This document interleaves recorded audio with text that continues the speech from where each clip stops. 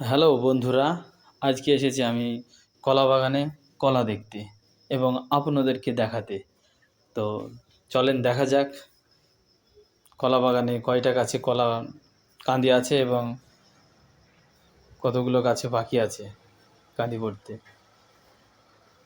তো দেখছেন কলাগুলো খুব একটা বড় হয়নি, এই শীতের সময় শীতের মরশুম বলে কলা বড় হয়নি বেশি, তবে গরমের সময় এই কলা অনেক বড় হবে এবং বেশি দামও পাওয়া যাবে।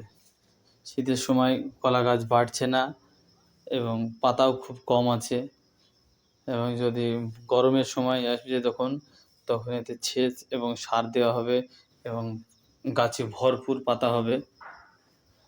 কলা গাছ দেখতে সুন্দর লাগবে। দেখছেন নতুন কাঁদি পড়ছে এই গাছটায়। এই গাছটা কিন্তু কলাগুলো খুব বড় বড় হবে এবং কান্দিটাও অনেক বড়, অনেক কলা বেশি থাকবে। এই হচ্ছে খুঁটি। ঝড়ের সময় এই খুঁটিগুলো লাগিয়েই আমরা আমাদের কলা গাছগুলোকে রক্ষা করি। যে কালবৈশাখী ঝড় আসে, সেই ঝড়ে বাগান সব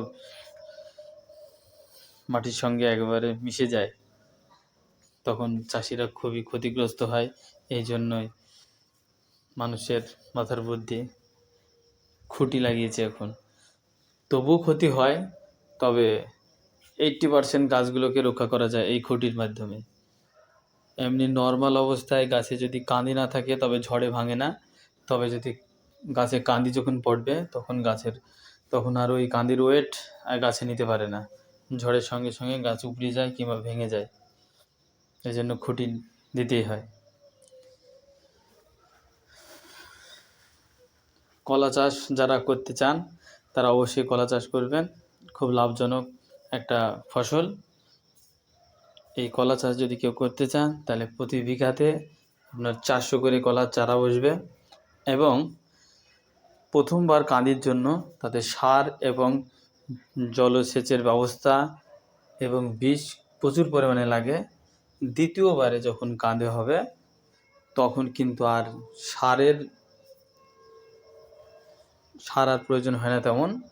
ওই বীজ আর ওই জলসেচের ব্যবস্থা থাকলে দ্বিতীয়বারে কাঁদ ভালোভাবে বড় বড় হয়। তো খুব লাভজনক ফসল, আপনারা সবাই করতে পারেন।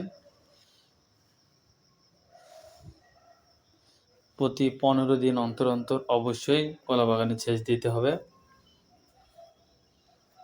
এবং কলা গাছ সবসময় এই বাগানে এইরকম পরিষ্কার পরিচ্ছন্ন রাখতে হবে।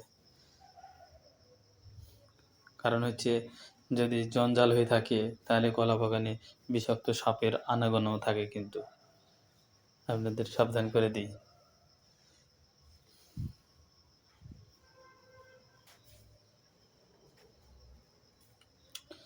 বন্ধুরা, যদি এরকম কৃষি বিষয়ক যদি ভিডিও দেখতে চান তাহলে লাইক এবং সাবস্ক্রাইব করে রাখবেন।